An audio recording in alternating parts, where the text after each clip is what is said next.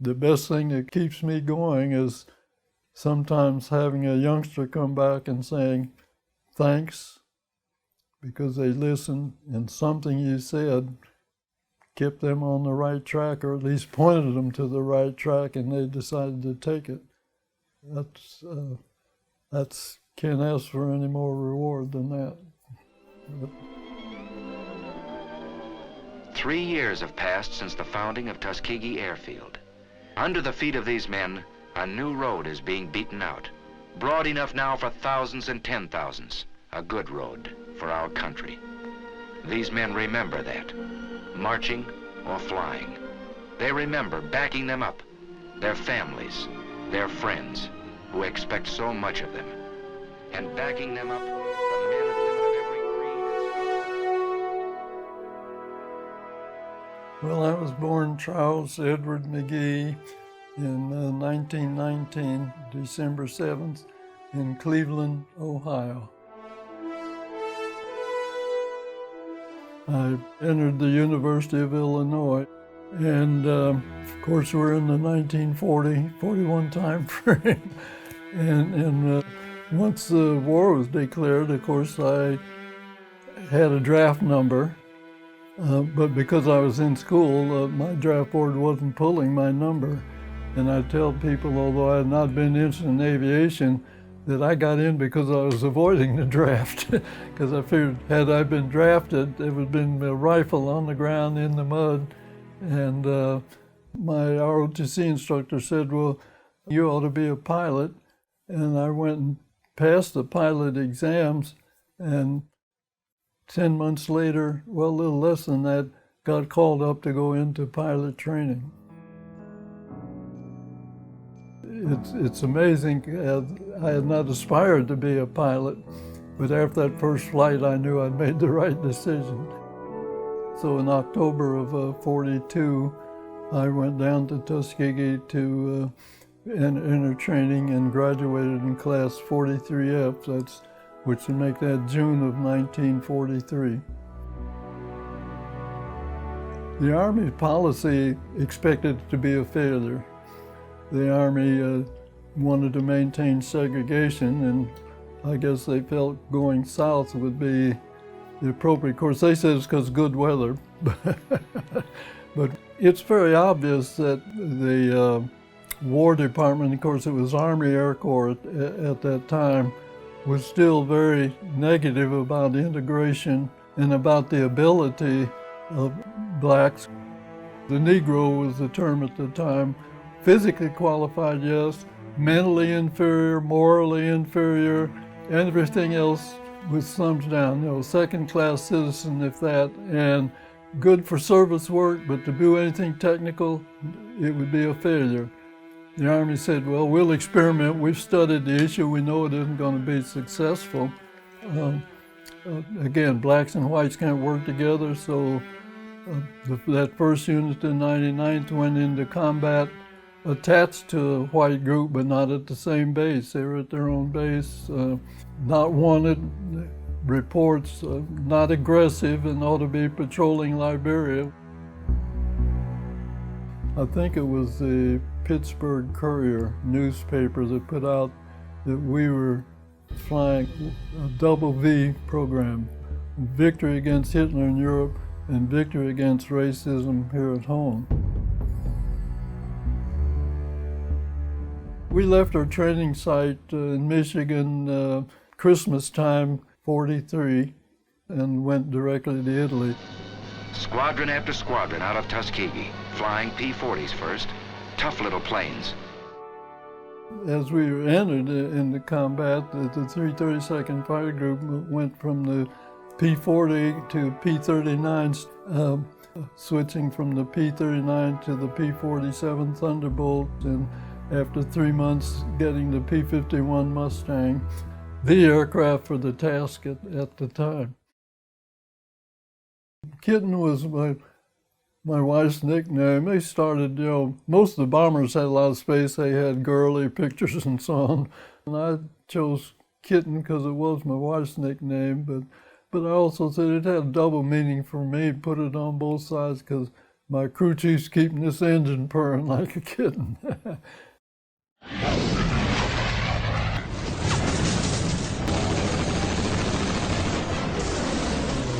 The time that I got my victory in August of '44, we were escorting B-24s to target the rail in the airfield, which was part of Beachy Aerodrome in Yugoslavia. And as we were approaching over the target area, both, well, it was Focke-Wulf that tried to penetrate the portion of the bomb group that we were escorting, and my element was dispatched to fight them off.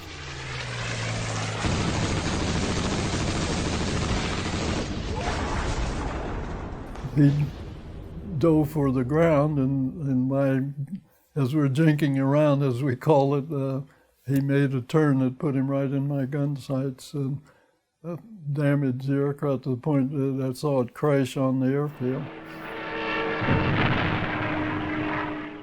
We didn't do any happy hunting, and that stood the group well as far as recognition from the other groups, even though many of the bomb groups did not know that the Red Tails were black pilots till well after the war.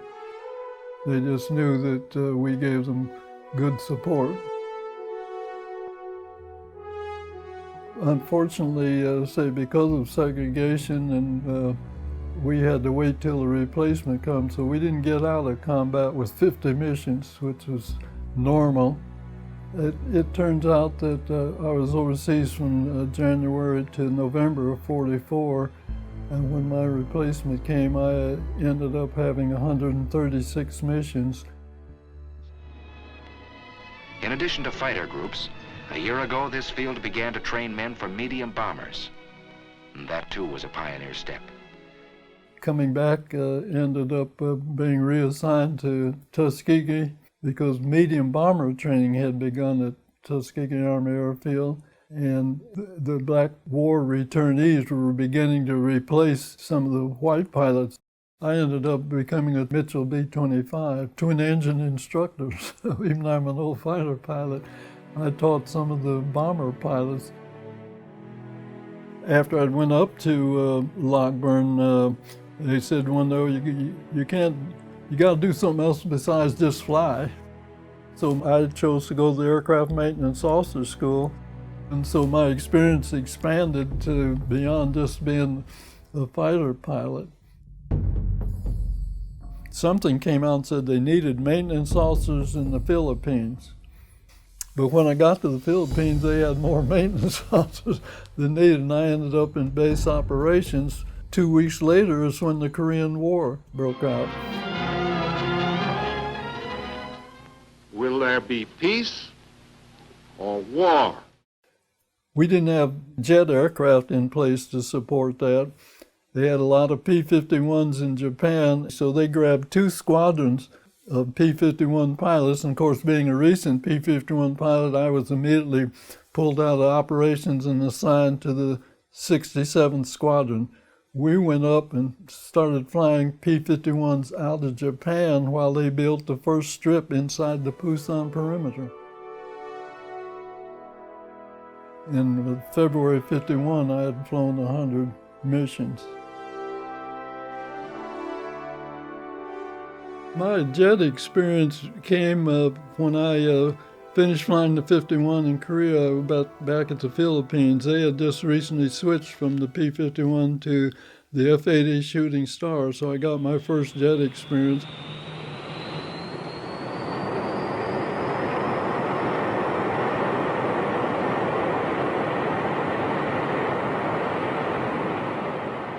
When I left the Philippines and after staff school, I was assigned to the F-89 Scorpion Squadron for a short time. It was from there that I later got my F-4 experience, starting with the RF-4. We intend to convince the communists that we cannot be defeated by force of arms. there was a need for intelligence gathering of what was going on, and we were all picked and went to reconnaissance school in the Carolinas, went out to Mountain Home, Idaho to get in the RF-4. I took the 16th Squadron to Vietnam. The other lieutenant colonel with us took the 12th Squadron to Thailand. In the RF-4, no weapons, speed was our defense. And often I'm asked the question if I ever got hit. Didn't get a scratch in Europe. Korea had aircraft hit, fortunately out in the wing, but was able to get the aircraft back to my home base. Had the same thing happen on a mission in Vietnam that fortunately was out in the left wing. Couldn't get back to my home base, but I got to a safe base. I retired from Richards Gabar Air Base on the end of January in 1973.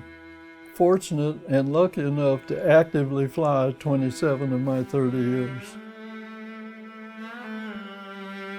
Having flown 100 or more fighter combat missions in each of 3 wars, my 409 missions is an Air Force record. I really don't have an answer why it came easy, but I've always said I couldn't hit the side of a barn with a pistol, but I could shoot expert aerial gunnery. Why and how, I still don't have the answer to that. But to me, there was just a joy in flying to be able to loop, roll, and spin, come back and put your feet on the ground. Hard to explain.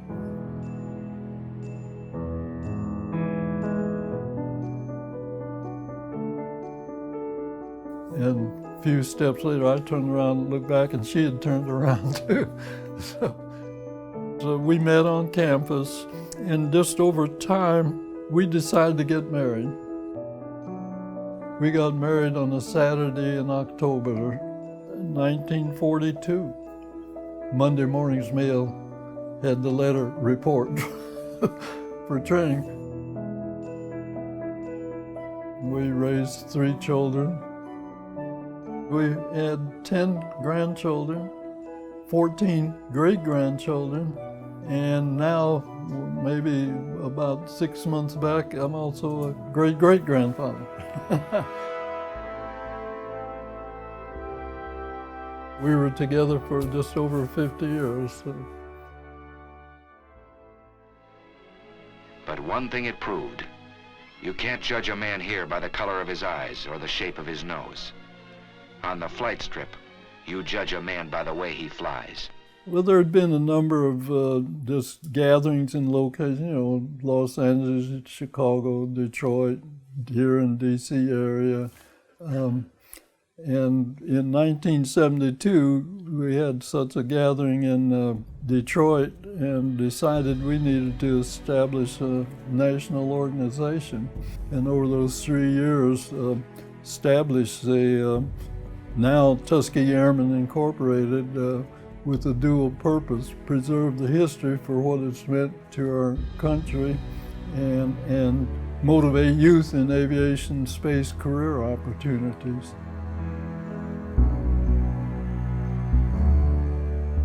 The lessons I've learned out of my service and what I'd like to pass on to young folks is, in fact, I give it to them in 4 P's. I don't know. I said perceive, prepare, perform, persevere. Perceive, dream dreams, but find your talents and hopefully put your finger on something you like. But prepare, get the good education, learn to read, write, and speak well, and develop the talents. And perform, always doing your best, but with excellence as your goal, nothing less. And finally, persevere. I'd say, we could have bowed our head and say, don't like us, don't want us, and not serve. But what would that have done for us, our families, or for the country? So don't let circumstances be your excuse for not achieving. No, it was never easy for these men. They were pioneers, and no pioneer has it easy. They fought lies, they fought heartbreak, and they won.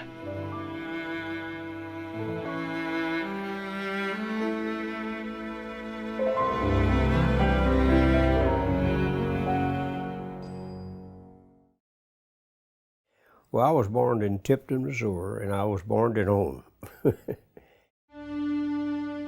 And I've lived here practically all my life. It was segregated. This side of the tracks was all black, mostly all black. Couldn't eat in the restaurants and things like that. We couldn't go to the same schools. And it was a segregated little town.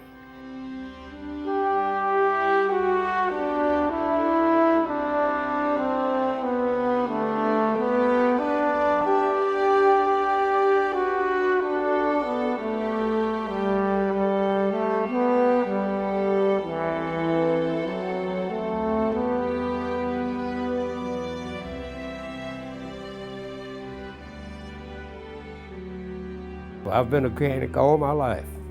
And I said, well, I don't like books that well, so I'm going to have to earn my living with my hands. And I made that up in my mind early, and that's what I did.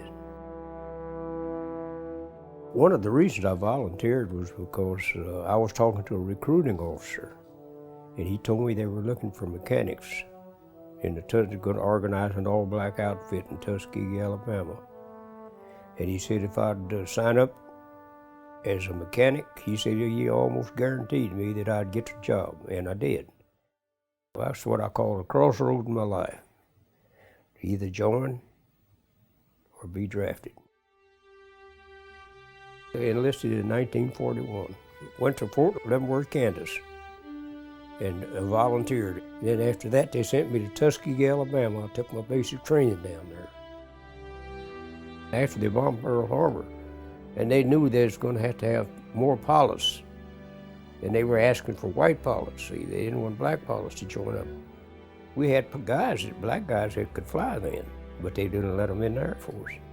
So then after we got to pushing it and everything, well, then they decided to, in Washington, D.C., to go ahead and try to, we called it the Tuskegee experiment. They didn't think we would ever make it.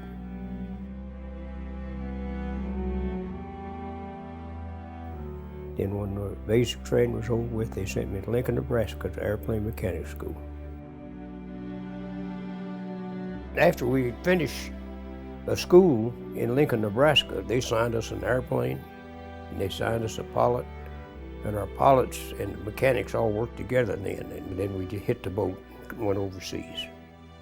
I think it took us about 27 days to get zigzagging back and forth. Then we landed in Italy. I was stationed in Toronto, Foggia, and Montecavina, 3 different places. You was assigned an airplane and a pilot, and you had to keep that plane going.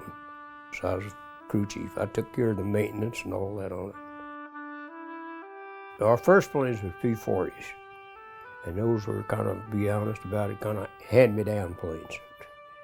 And the old P-38, we had those. Then later on, we got P-51s. And the reason why we got to P-51s, they said we weren't getting any airplane, we weren't shooting down any airplanes, and all we were doing was flying harbor patrol. So Benjamin O. Davis, they called him back to Washington, D.C. And they said, we're going to have to break you all outfit up because you're not doing anything. He said, you don't have any proof, you're not participating. He said, we can't, if we don't see anything, said, we can't shoot it down. Said, but if you give us permission to protect those bombers, said, we'll give those bombers A1 protection. Said, I guarantee you we will.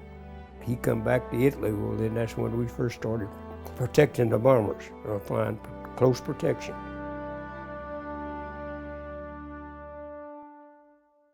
Well, I would refer to it as our plane. It is mine on the ground, his in the air. That's the way I looked at that. But we had one pilot at a time. I just had one airplane that I took care of. We'd put the hours in, like 60 some odd hours they'd fly. And they'd send them back to the States. And then I'd get another pilot, and then he would break him in. Some of them they'd fly low or do strafing missions. They'd shoot at them from the ground with rifles, and you'd have little bullet holes in them. Sometimes they couldn't get the material, so we actually used beer cans to patch a hole. But we went ahead and got that job done and got that plane back, and he was ready to take off again. And we had that plane ready to go.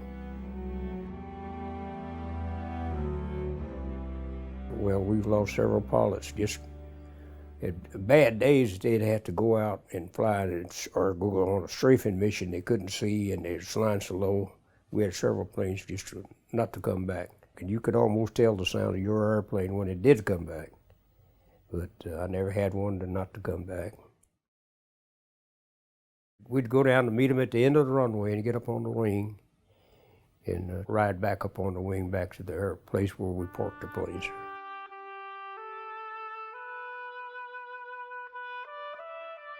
Colonel McGee, his plane was stationed out about 3 different airplanes from where mine was at. But he was always a friendly guy. And Colonel McGee, I'll say this for Colonel McGee, he was always, we called him Ready McGee. If it is day or night, or go on a special mission, McGee was always ready to go. So we called him Ready McGee.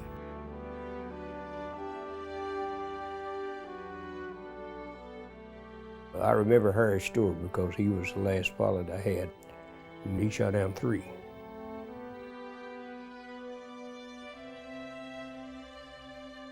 Well, actually, I was in the service 2 years, 11 months, and 29 days. And overseas, I was overseas for about a year. VE Day did happen while I was stationed in Italy. And that's when we went down and celebrated that night at the bar. It was a happy day until we hit the dock. When we hit the dock, it told us black to the right, or black to the left and white to the right. And they didn't call us black either. And that kind of took the pep out of a lot of us right there.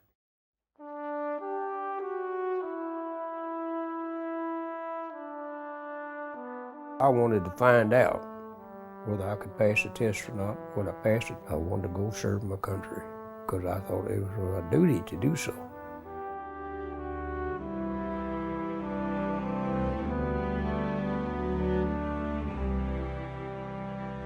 And when I went back, I was probably about 2 weeks. I didn't stay, I went right on back to work pretty shortly after that. I talked to Colmore Electric into hiring me. And I told them, I said, if I go to work for you, give me 6 months, 6 or 8 months.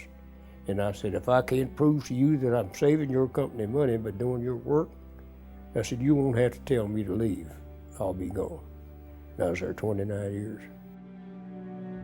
I worked out there at Colmore, and they really didn't know that I was, some of them didn't know I even was a Tuskegee Airman till after I'd come home, retired. I didn't go around bragging about I was a Tuskegee Airman because we just went and done what I was supposed to do.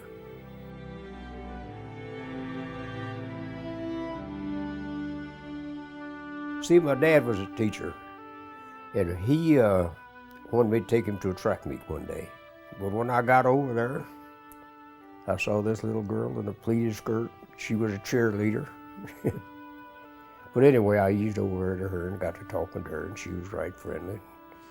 Little brown eyes sparkling up and talking to me. So anyway, I said, well, would you like to go over and get a sandwich, you know, when the track meet, when they broke up? And she said, oh, I might go and eat.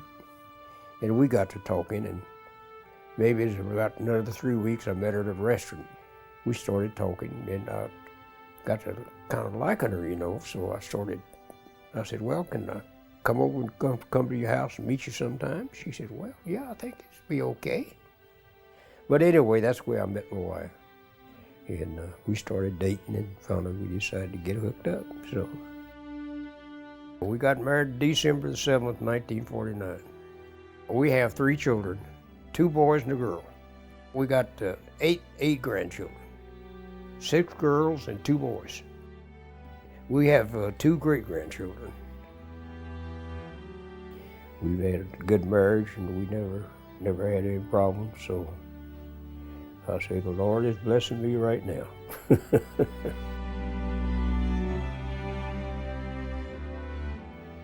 Well, he wrote an article about me, and it is in the service about me doing. I don't know how he got a hold of me, but anyway, he called up one time and wanted to write an article on me, and he did that.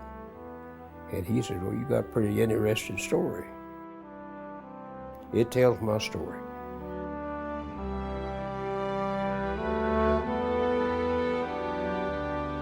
They didn't think we could fly. They didn't think we could be Tuskegee Airmen. We were called the experiment. They just experimented with us, and they thought they were going to kick us out after so long a time because we couldn't do the job.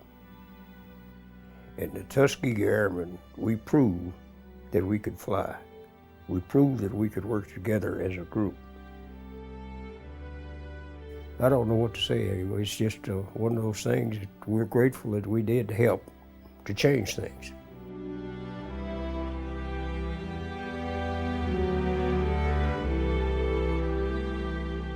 We believed in the Lord. We might have done some things that we shouldn't have, but we were still soldiers and believed in God. But we couldn't have done it without the help. And I say we got the help from the Lord. That's what I said. We couldn't have done it without him. We might think we could have, but we didn't.